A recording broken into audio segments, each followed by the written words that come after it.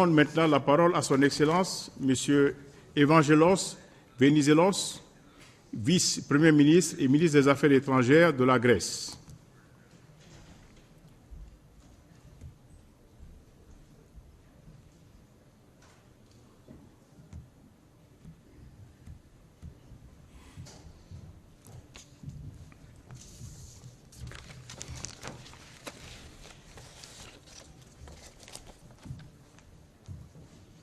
Monsieur le Président, je tiens à vous féliciter pour votre élection en tant que Président de l'Assemblée générale. Monsieur le Secrétaire général, je souhaite vous exprimer ma profonde reconnaissance et gratitude pour votre travail au service du renforcement du rôle et de l'efficacité des Nations unies, en plein soutien du respect des principes de la Charte. Vos Excellences, Mesdames et Messieurs, je profite de l'occasion pour souligner l'alignement de mon pays sur les positions de l'Union européenne présentées par le président du Conseil européen, M. Van Rompuy, dans son discours. La Grèce demeure pleinement engagée aux objectifs de l'ONU, dont les idéaux universels n'ont jamais cessé de nous inspirer. Nous nous attachons fortement au travail collectif en faveur de la paix durable, de la prospérité et de la sauvegarde de la dignité humaine. Dans cet esprit, nous apportons notre plein soutien aux efforts pour la réforme et le renforcement de l'organisation, afin de mieux pouvoir répondre aux enjeux de notre siècle. Nous saluons l'événement spécial pour la réalisation des objectifs du millénaire pour le développement, ainsi que les forums politiques de haut niveau qui ont eu lieu cette semaine et qui ont mis en avant les grandes thématiques du développement et de la coopération au niveau international. Une gestion efficace, Monsieur le Président, de l'immigration peut faire ressortir l'impact positif de la migration, tant pour les pays d'origine que pour les pays de destination. Le dialogue d'haut niveau sur la migration et le développement qui aura lieu le 3 et 4 octobre présente une opportunité importante pour l'élaboration d'un agenda global pour la gestion efficace et inclusive de la migration, ainsi que pour la réaffirmation de la volonté politique nécessaire. La Grèce s'engage à participer activement aux efforts communs à cet égard. La Grèce et les pays de l'Europe du Sud plus généralement subissent une forte pression en matière d'immigration clandestine, pesant lourdement sur notre capacité financière et administrative. La gestion efficace de la migration représente pour la Grèce un choix politique central en ce qu'elle relève directement de la sauvegarde et du respect des droits de l'homme, de la cohésion sociale, de la sécurité publique, mais aussi de la stabilité économique de notre pays. À partir de l'expérience gagnée ces dernières années, nous avons poursuivi une révision de notre plan d'action national pour la réforme du système d'asile et la gestion de la migration. Par ailleurs, les questions relatives à la migration et mobilité des personnes figurent dans les priorités de la présidence grecque du Conseil de l'Union européenne le premier semestre 2014. Monsieur le Président, la promotion des droits de l'homme se situe au premier plan de nos intérêts. Dans ce contexte, la Grèce apporta son plein soutien à la création d'un Conseil des droits de l'homme renforcé avec un mandat solide. La Grèce est résolue à contribuer activement à la mission du Conseil des droits de l'homme et présente sa candidature pour la période 2017-2019. Monsieur le Président, la Grèce attache fortement au rôle déterminant des Nations unies pour la paix et la sécurité. En dépit des contraintes financières, nous restons engagés dans les opérations de maintien de la paix de l'ONU, auxquelles nous contribuons avec effectifs et moyens, notamment à l'opération FUNUL. Nous soutenons les efforts pour la prévention des conflits ainsi que pour la promotion du règlement pacifique des différends. De plus, nous accordons une importance particulière à la coopération Union européenne-ONU dans le domaine de la gestion des crises et nous saluons le travail entamé pour renforcer davantage cette coopération. Mr. President, the relaunching of peace negotiations between Israel and the Palestinian Authority, facilitated by the United States, provides an important opportunity to reach a final settlement to this long-standing problem to the benefit of stability in the wider region. A settlement based on a two-state solution with a secure Israel and a sovereign, contiguous and viable Palestine living side by side. Prime Minister Netanyahu and President Abbas must be praised for their leadership and courage to engage in the peace talks. Now is the time to take bold and concrete steps towards peace.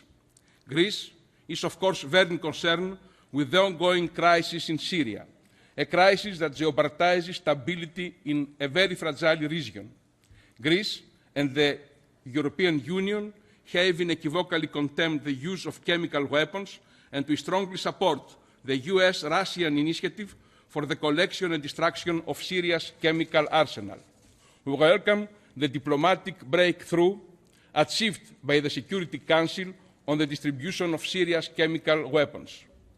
And it is our fervent hope that this would be a crucial turning point in the Syrian crisis, providing vital momentum towards a Geneva II-type process that can take us to a viable and inclusive political resolution on the Syrian crisis. Greece has always been a firm supporter of a European future for the Balkan region. The process of European integration means leaving behind old divisive mentalities and moving towards an era of close cooperation on the basis of shared values and principles. Demonstrating political courage, Belgrade and Pristina conclude a historic agreement in April, which is a major development towards consolidating peace and stability in the Western Balkans and advancing both sides' European integration. Mr. President, we seek to develop our relations with the former Yugoslav Republic of Macedonia based on the UN Charter principles and in the framework of good neighbourly relations. Greece is committed to the ongoing UN-led negotiation process and to finding a solution on the name issue. So we continue our efforts to reach a mutually acceptable name for all uses, erga omnes, that will leave no grey areas and which will allow for a clear distinction between our neighbouring country and the region of Macedonia in northern Greece. The solution of the name issue will enable both Greece and its neighbour to develop a multidimensional and productive cooperation on the bilateral and regional level. It will also contribute to the stability and prosperity of Southeastern Europe and boost this country's Euro-Atlantic aspirations. Mr. President, 39 years after the Turkish military invasion of the island, the Cyprus problem remains, first and foremost, an issue of illegal military occupation of well over a third of the territory of a UN and EU member state. A comprehensive and agreed settlement of this major international problem is a top priority for the foreign policy of Greece. In this context, Greece greatly values the UN Secretary-General's mission of good offices and, in particular, his ongoing efforts to effectively relaunch the intercommunal negotiating process. We also fully support President Anastasiadis' renewed constructive package proposal. We hope that Ankara, at long last, will decide to pursue a new policy of normalization of its relations with the Republic of Cyprus.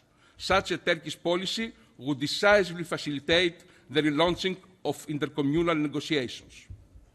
A just and viable solution to the Cyprus issues, a solution within the framework of the relevant Security Council resolution and in line with the acquis communautaire, a solution approved by the Cypriot people through a referendum. The new developments in the energy sector regarding the exploitation of hydrocarbons can function as a factor for development, peace and stability throughout the region. Mr. President, relations with our neighbour Turkey are set on a positive course, and institutionalized cooperation at the highest governmental level, as well as increasing tourism and economic cooperation, can create further potential for the future. Nevertheless, the critical factors for a substantially promising perspective for our relationship with our eastern neighbor are full respect of international law and international legality, and in this framework, a just and viable solution to the Cyprus issue. Mr. President, the Greek people have succeeded in restoring the country's credibility.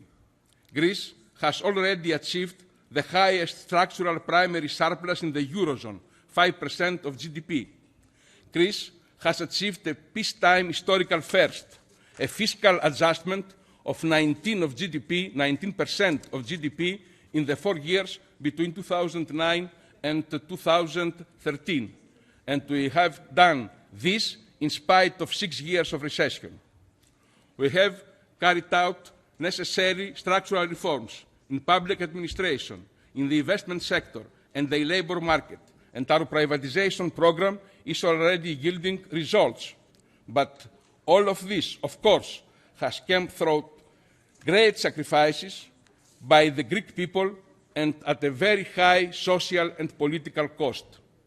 Defending democracy and the rule of law against forms of racist, xenophobic conduct and against all forms of social violence is a fundamental engagement of the Hellenic Republic. Mr. President, I wish also to say a few words about the priorities of Greece's upcoming presidency of the Council of the European Union in the first half of 2014. Coming at a time of unique economic challenges for the Union, our presidency will carry forward the vital debate on the future of Europe, a debate that will intensify as we approach next year's European election. Mr. President, Excellencies, all these issues humanity is facing and are being dealt with by this session of the General Assembly emphasize the need to enhance the role of the United Nations as well as the necessity of further consolidating the institutions of global economic and political governance. The hopes of the international community are oriented towards the United Nations. Our organization has to send a strong and clear message of peace, security and prosperity to the peoples of the world, and particularly to the younger generation.